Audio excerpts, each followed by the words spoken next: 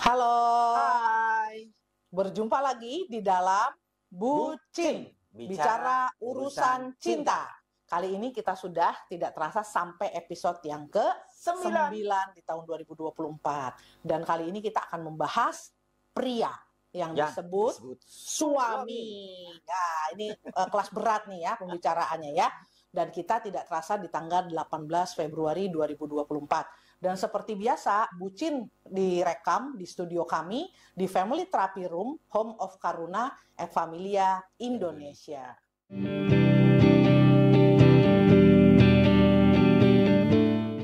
Oke, Sobat Bucin, kenapa kita membahas pria yang disebut suami? Dalam kehidupan kita, kita semua memiliki peran-peran yang dijalankan. Untuk setiap peran, tentu ada ekspektasi atau semacam harapan terhadap orang yang menjalankan peran tersebut, termasuk peran suami. Bagaimana peran suami dijalankan? Tentu mempengaruhi kepuasan pernikahan.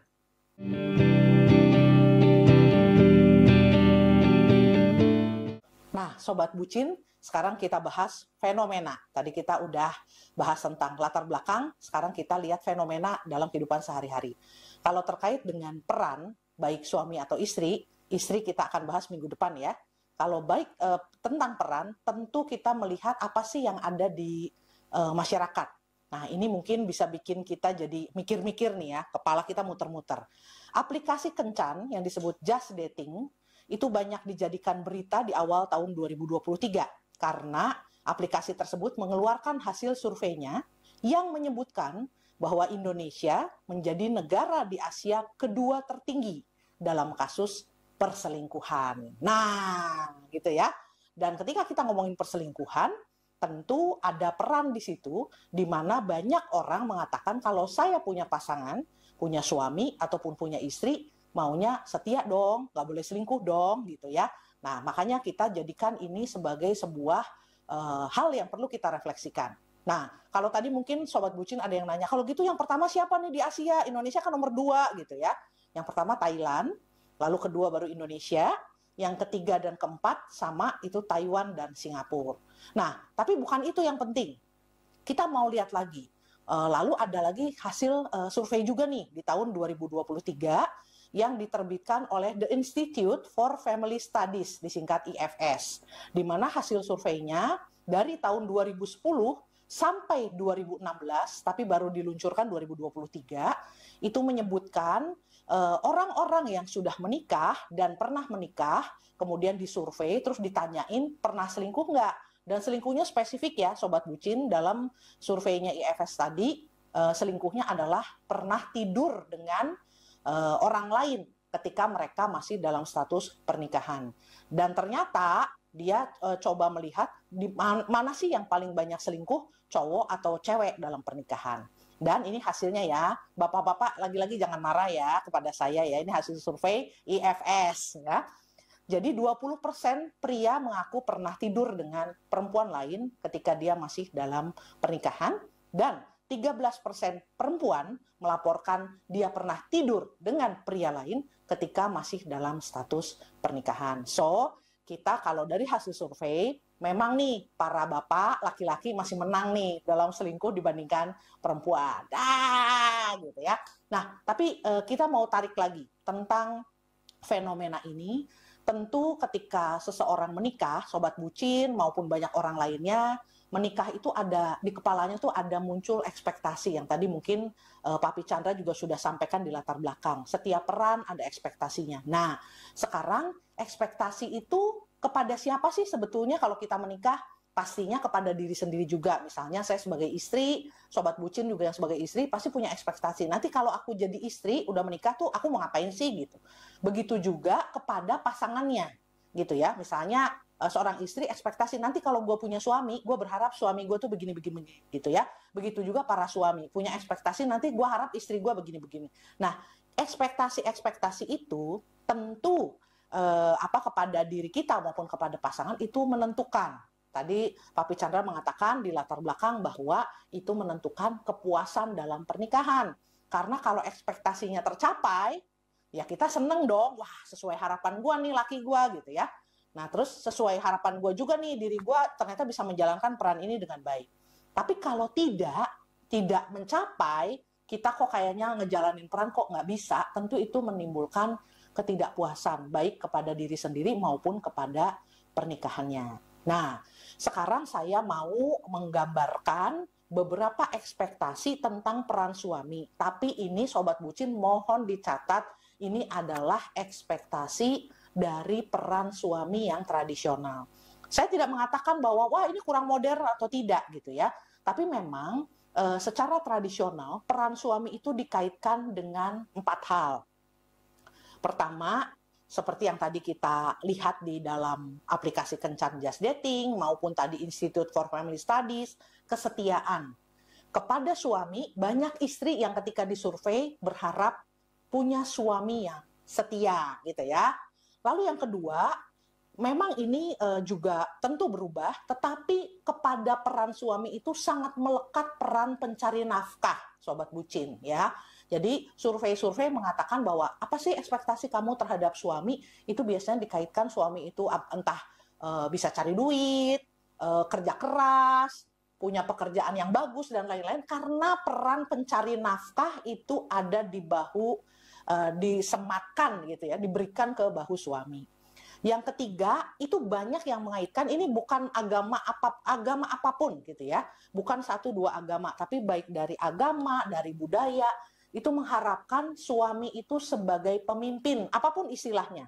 Apakah sebagai imam keluarga, apa sebagai kepala keluarga, yang mengistilahkan sebagai nahkoda gitu ya. Artinya sebagai pemimpin deh dia gitu, suami ya. Lalu kemudian peran lainnya yang keempat, dan ini juga banyak disebutkan, adalah sebagai pelindung.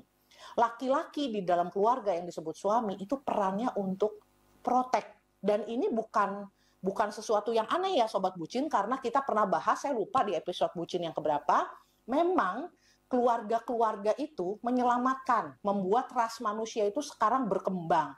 Karena ada pria-pria yang dengan kekuatannya, dengan kemacoannya, dengan seluruh tubuh dan tanggung jawab dan cintanya, itu menjaga istri dan anak-anaknya dari bahaya. Sehingga anak-anak kemudian bisa bertumbuh menjadi dewasa karena ada yang menjaga. So, meskipun itu disebut peran-peran tradisional dari yang disebut suami, tapi kita masih rasakan juga sampai di saat ini. Sobat Bucin setuju nggak? Silahkan komen, setuju atau nggak setuju. Mari kita diskusikan.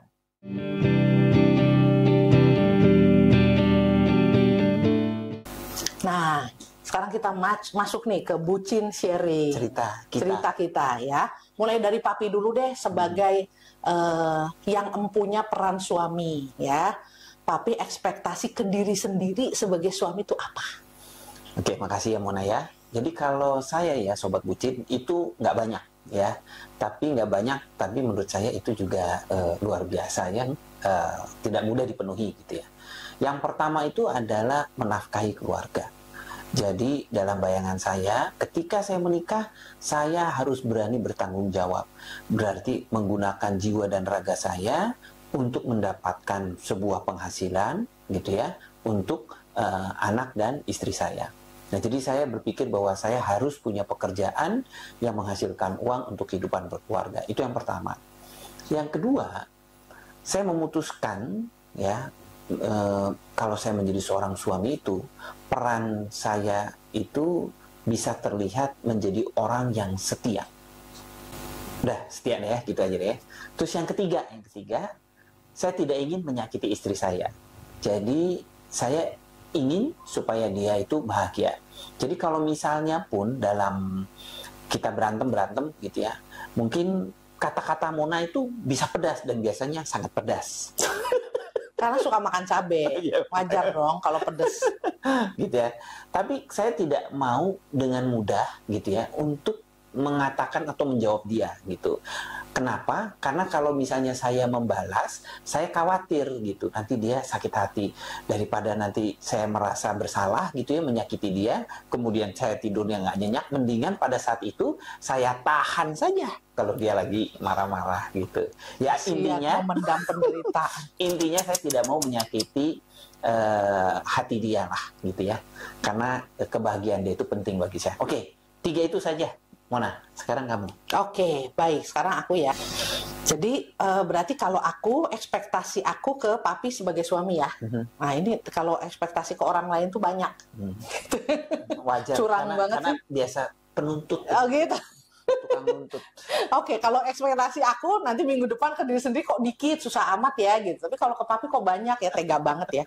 Satu, aku kalau punya suami itu dia tuh bisa diajak menderita. Wih, kesannya tuh keren banget gitu ya. Dulu Tapi waktu kita pacaran juga gitu. Ya. Waktu salaman. Pengennya pokoknya cari laki-laki itu kalau untuk temen atau untuk apa sih silahkan aja, tapi kalau suami harus bisa diajak menderita. Kenapa? Karena dari dulu waktu dari sejak S1 psikologi atau apapun, saya tuh ngelihat kalau tanda-tanda seseorang itu manusia itu matang, orang itu bukan cuma bisa diajak happy-happy atau enak-enak, itu tuh nggak menggambarkan. Tapi kalau seseorang yang matang itu, dia kelihatan kualitasnya itu kalau dia lagi susah. Jadi kalau lagi menderita. Tapi bukan berarti gue orangnya tampang susah. Bukan tampang susah. Tapi bisa diajak susah. Okay. Karena kalau nggak bisa diajak susah, mendingan jangan jadi suami kalau menurut saya. Karena berbahaya. Karena kehidupan itu tidak senang terus ya, entah apapun lah, bisa kena sakit lah, kondisi ekonomi lah, atau apalah gitu. Jadi saya dari dulu cari cowok yang kalau dalam penderitaan atau apa saya lihat dia kalau menghadapi kesulitan itu mantap. Jadi kalau dia cengeng, cemen, terus kabur-kaburan, udah nggak bisa jadi suami gitu ya. Karena ekspektasi saya itu. Yang kedua, orangnya harus tanggung jawab. Nggak boleh yang tengil-tengil gitu ya. Saya berharap suami saya itu tanggung jawab. Jadi dia bisa memanggul apa yang menjadi beban-bebannya gitu ya dengan kuat gitu ya, tanggung jawab. Lalu yang ketiga, mau bekerja keras. Saya tidak menuntut di dalam kepala saya tuh dulu ketika cari suami, saya tidak menuntut suami saya itu harus banyak duit, menafkahi sayanya bisa enak-enak. Kalau saya enggak, karena saya dari dulu hiperaktif dan saya suka bekerja. Mau mencari uang atau tidak, saya tetap akan bekerja, maksudnya beraktivitas. Jadi kalau suami saya juga bekerja gitu ya, bisa bekerja sama-sama lah gitu ya, bekerja keras bersama. Apapun gitu ya. Lalu yang keempat, karena saya tipe cewek yang cukup modern, saya tahu tetap bahwa saya juga tahu kalau saya menjadi seorang ibu, saya pasti ingin menjadi ibu yang baik untuk diri saya sendiri. Tapi saya termasuk tipe perempuan yang suami itu juga perlu mengambil peran co-parenting. Jadi yang disebut parent itu bukan cuma mama gitu ya, bikinnya bareng, masa ngurusnya nggak mau bareng gitu loh. Jadi suami juga perlu membantu mengurus anak-anak. Tentu sesuai dengan waktu dan pembagian tugas, tapi dia pun terlibat dalam pengurusan anak-anak. Itu tuntutan saya kepada suami gitu ya. Lalu setia. Buat apa sih kita janji-janji mau mencintai seumur hidup, dalam suka dan duka, dalam untung dan malang, sampai maut memisahkan gitu ya. Kalau baru setahun, 2 tahun, 3 tahun gitu ya, ya pengennya setia sesuai dengan janji sampai itu. Menua. Sampai menua dan maut memisahkan gitu ya. Lalu mungkin karena saya orangnya sangat merdeka, sobat bucin, jadi saya juga membutuhkan, artinya kalau ini lebih membutuhkan, makanya saya mengharapkan suami saya adalah orang yang bisa memberikan kepada saya kemerdekaan, karena itu saya butuhkan. Artinya biarkan saya berkembang sesuai dengan potensi saya, gitu. Dan suami saya harapkan bisa memberikan itu, gitu ya, memberi kemerdekaan. Lalu saya juga berharap suami saya tuh bahagia ya.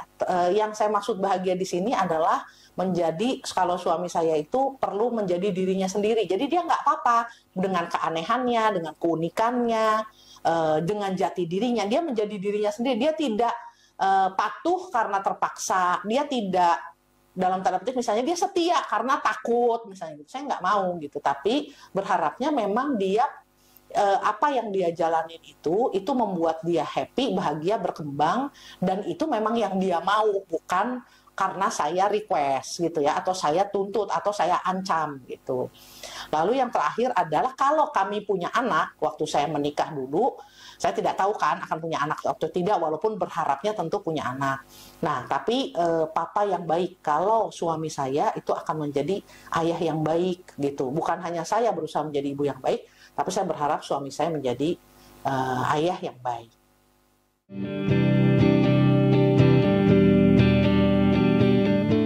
Oke, baik. Nah sekarang kita gimana, Pi? Kita mau melakukan penilaian kepada pasangannya. Oke. Kepada diri sendiri juga kalau papi. Iya. Aku sendiri. Papi menilai diri sendiri sesuai ekspektasinya sendiri. Ya, Saya menilai papi sesuai ekspektasi saya tentang papi. Ya, tentang menjadi seorang suami ya. Ya udah. Oke. Sini, Nih, ini coba saya. kamu. Kita menilai sobat bucin. Banyak banget kamu. Emang kalau pribadinya penuntut itu kayaknya. Iya kan standar, Bo. Aku udah selesai, kamu udah selesai belum? Belum, nggak usah lihat. Udah sih, belum selesai. Makanya jangan banyak menuntut lu. Kebanyakan.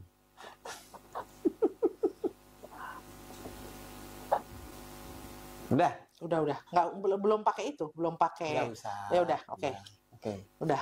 Sekarang gimana? Aku tunjukin lah langsung. Tunjukin. Tukar apa ditunjukin? Ya, tuker lah. Ya udah. Kamu yang bacain punya aku. Tutup dulu spidolnya. Ya, kamu bacain punya aku bacain yang punya kamu ya. Oke. Ya, nih. Jadi siapa yang bacain duluan? Aku bacain. Iyalah, bacain. Oke. Chandra memberikan penilaian dirinya terhadap diri sendiri ya. Terhadap diri sendiri dalam mencari nafkah. Mencari nafkah 7,5. Iya. Kenapa minder banget 7,5? Kurang kaya atau gimana? Karena masih banyak utang. Oke, ya sudahlah. Setia 8,5. Ya lumayan lah. Oh bagus. Istri bahagia 8. Kenapa? Ngerasa istrinya nggak bahagia? Atau bahagianya baru 8? Atau gimana ini? 8 ini gimana? Artinya cukup memuaskan lah. Oh cukup memuaskan dalam hal apa? Dalam membahagiakan istri. Oh bukan dalam ranjang. Termasuk dong, termasuk. Kebahagiaan istri termasuk itu. Iya. Pokoknya udah. Kalau kebahagiaan istri termasuk itu harusnya 9 atau 10. Oke, perhatian. Oke, ini adalah persepsi atau ekspektasinya Mona ya terhadap penilaian aku terhadap papi berdasarkan ekspektasi saya, ya kan? Jadi diajak menderita 9. Wah, mantap berarti kan? Bagus dong. Iya, nggak usah kayak koma, bulat. Itu loh. Tanggung jawab 9, bekerja keras 9, bantu urus anak 9, setia 9, beri kemerdekaan 9, aneh, unik, jati diri apa adanya 10. Wih, iya. Gila. Karena itu kelebihan kamu satu. Aneh. Dibandingkan yang lain ya 9, itu yang 10 sendiri. Makanya kamu masih tetap mau ya. Kemudian papa yang baik 9. Wah, ini luar biasa nih. Ada pertanyaan nggak? 9,1 nih. Iya, pokoknya yang 10 cuma 1, yang lain 9. Oke. Singkat aja, Mona, kenapa kok kamu itu memberikan penilaian begitu bagus gitu kepada saya? Oh, oke. Ya karena memang bagus ya. Maksudnya emang bener bagus kalau Chandra itu. Jadi saya nggak GR nih? Iya, nggak GR. Makanya saya bilang kok terlalu minder. Nggak, karena kalau bisa diajak menderita, Chandra itu bisa diajak menderita orangnya. Aku tahu. Tanggung jawabnya dia tanggung jawab banget. Bekerja keras banget. Bantu urus anak, dia bangun setiap malam. Ganti popok, kasih susu botol, atau ngangkat anak ke pangkuan saya kalau mau nenen. Itu semua Chandra mau lakukan itu. Setia selama belum ketahuan 9. Tapi aku percaya dia setia ya, sahabat bucin bercanda aja. Lalu beri kemerdekaan, dia beri kemerdekaan. Termasuk kalau memberi kemerdekaan itu kita harus keluar uang banyak untuk saya sekolah, untuk saya apa, dia sih kasih saya kemerdekaan. Dan saya nggak pernah ngerasa dicurigain apa atau diprasangkain apa, saya juga nggak ngerasa. Kalau aneh emang dia udah pola, udah nggak usah diomong. Terus papa yang baik ya 9, karena anak-anak saya yang memberikan nilai kepada papanya oke. Ya saya keberatannya apa gitu. Gitu deh. Oke. Nah,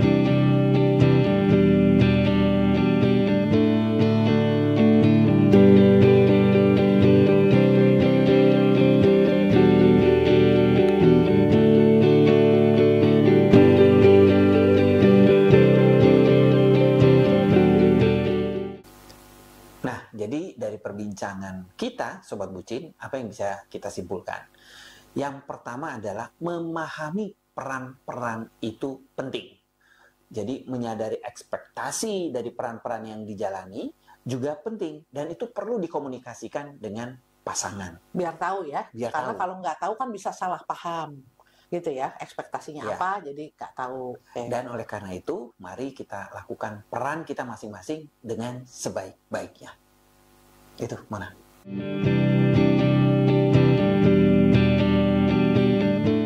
Lanjut, Sobat Bucin. ada oleh-oleh apa? Mona, silakan. Oke, baik. Apa harapan Anda, Sobat Bucin, terhadap suami? Jadi untuk Sobat Bucin yang para suami, berarti apa harapan Anda terhadap diri Anda sendiri sebagai suami? Dan Sobat Bucin sebagai seorang istri, apa sih harapan Anda terhadap suami Anda? Dan kemudian bagus banget ya kalau kemudian saling memberikan diskusi dan saling memberikan penilaian dan memberikan masukan secara jujur. Semoga itu akan menumbuhkan ya Sobat Bucin ya. Dan kemudian kita akan info bucin ya. Silahkan Papi. Jadi info bucin untuk episode yang ke-10 itu adalah hari Minggu 25 Februari 2024. Seperti biasa video akan diupload, Sobat Bucin bisa tonton di jam 7 malam. Judulnya Perempuan yang disebut istri ya, untuk melengkapi nih. Sekarang para istri akan kita bahas tentang peran istri ya. Dan kemudian kita juga ada mengumumkan kepada Sobat Bucin, kita ada kopi darat Bucin dengan potluck di Kota Wisata Sabtu 24 Februari pukul 11. Kita akan makan siang sama-sama ya. Silahkan informasi, silahkan di bawah ini. Bagi Sobat Bucin yang ingin ikut hadir dalam potluck kopi darat 24 Februari, boleh mendaftar di link di bawah ini ya. Jangan lupa ajak pasangannya ya, jadi suami dan istri. Lalu kita ada marriage retreat ya, Pi ya. Kita akan sama-sama bersama Romo Eko juga, bersama kami dan para fasilitator dari Familia Indonesia. Mari kita berjumpa di marriage retreat dengan tema Gratitude and the Art of Giving di Pratista Bandung, tanggal 15 sampai 17 Maret 2024. Nah, ini juga enak nih. Di Bandung udaranya dingin, hawanya enak, dan kita akan berjumpa dengan pasutri-pasutri lain dan merefleksikan tentang rasa syukur dan bagaimana kemudian kita belajar seni bermurah hati. Ditunggu juga informasinya, silahkan melalui di bawah ini.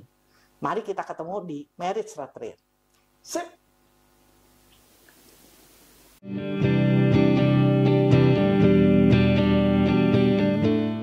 Sobat Bucin, di hari ini adalah hari yang khusus, tanggal 18 Februari ini. Kebetulan ayah saya, Papa di Lampung itu berulang tahun. Saya menjadi seperti ini karena figur ayah, teladan Papa gitu ya, menginspirasi saya supaya menjadi pria yang lebih baik, suami yang lebih baik.